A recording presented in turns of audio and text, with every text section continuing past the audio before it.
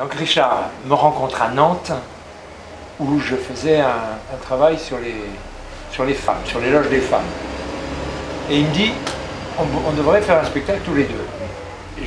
Et 6 mois après, je lui dis, voilà, j'ai un texte, mais je ne voudrais pas que tu le reçoives par la poste, je voudrais que tu le découvres en le lisant. Donc je vais à Marseille, je lui apporte le truc à lire, et il découvre en lisant ce qu'on a fait là aujourd'hui. Et il y avait un copain à nous qui s'appelle Pierre Grafféo, directeur du théâtre du Sémaphore. Il a assisté à la lecture, il a dit « moi je le veux ça ». Donc à partir de ce moment-là, on est obligé de répéter pour le jouer. Ça s'est enclenché immédiatement. Peu de temps après, Barbutia, qui est directeur de ce théâtre ici, a dit « mais moi je le veux pour Avignon ». Ce qui fait que voilà, on a été obligé de le faire et maintenant on le fait. Voilà, c'est ça l'histoire. Je connais son travail depuis toujours.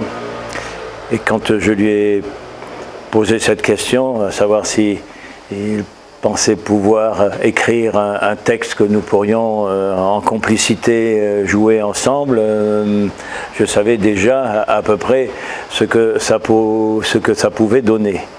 Mais j'ai quand même ce truc dont il parle, pour moi, est une pièce importante. Parce que hop, les guérisseurs, ça a l'air comme ça très très léger, c'est supposé ne pas faire passer de message, mais ça croise une multitude de choses essentielles. Oui, mais il ne faut pas dire lesquelles, parce que... Je dis rien du tout, je dis que c'est une pièce importante, qu'il y a une écriture qui est la tienne, et que c'est du théâtre. Oui, c'est ça, parce qu'on est capable de faire les choses, mais on n'est pas capable de parler à propos des choses.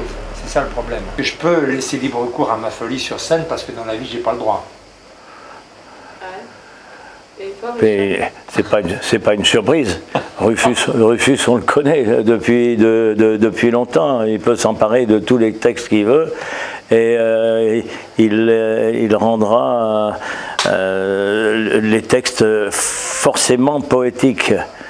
Et là, il y a une matière qui est une matière, me semble-t-il, importante, et sur laquelle on peut méditer, s'amuser tout simplement aussi à un moment. Hein, ça a des allures clownesques, mais c'est pas... Il parle comme un directeur de théâtre, parce qu'il a monté le coup hein, quand même.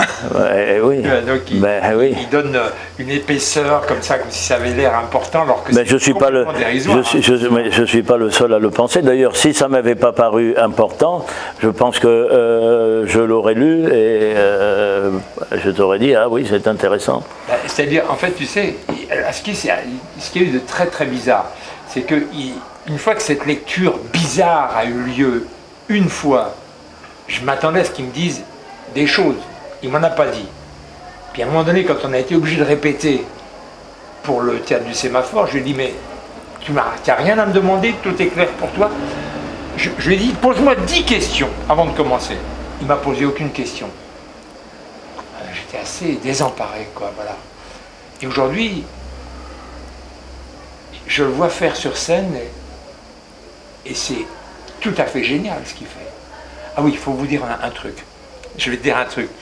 Un jour, lors de la première lecture, il y a eu sa chienne qui s'appelle Liberté.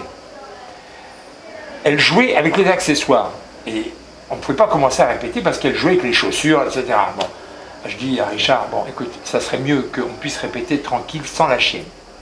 Bon, il essaie de l'attraper pour la mettre dehors, il ne peut pas y arriver. Il demande au régisseur en chef, il demande au directeur de la programmation, et tous les trois ils essaient d'attraper Liberté, elle s'appelle Liberté. Et elle trouve ça formidable, elle trouve que c'est un jeu, ça lui plaît beaucoup, et ça dure 20 minutes, ils n'arrivent pas à l'attraper, bon, finalement ils l'attrapent. Sa chaîne l'avait poussé à bout. Et quand il a entamé la lecture du texte, il a été génial. Il m'a fait penser à Michel Simon, dans Boudu sauvé des eaux. Vous savez, cette carrure et en même temps cette désinvolture, cette légèreté. Et je me suis dit, voilà, ça c'est une pièce pour lui. Après, on a recherché ça dans les répétitions. Effectivement, on peut ouvrir une multitude de portes avec cette écriture-là. Et on les ouvre au fur et à mesure. En plus, on en ferme d'autres. Et on ne se lassera pas de jouer cette pièce-là. Et certainement d'autres la reprendront et ils trouveront aussi des mondes et des moments de poésie. C'est pour ça tout à l'heure, quand vous me demandez qu'est-ce qu'il y a comme message, moi j'ai jamais écrit de texte à message, parce que ça veut dire qu'on impose aux gens des choses. La seule chose que j'impose, c'est des surprises. Le théâtre, c'est des coups de théâtre, quoi.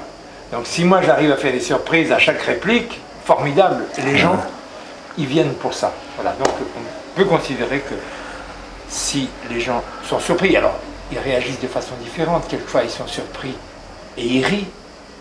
En général, quand la salle est pleine, tout le monde rigole.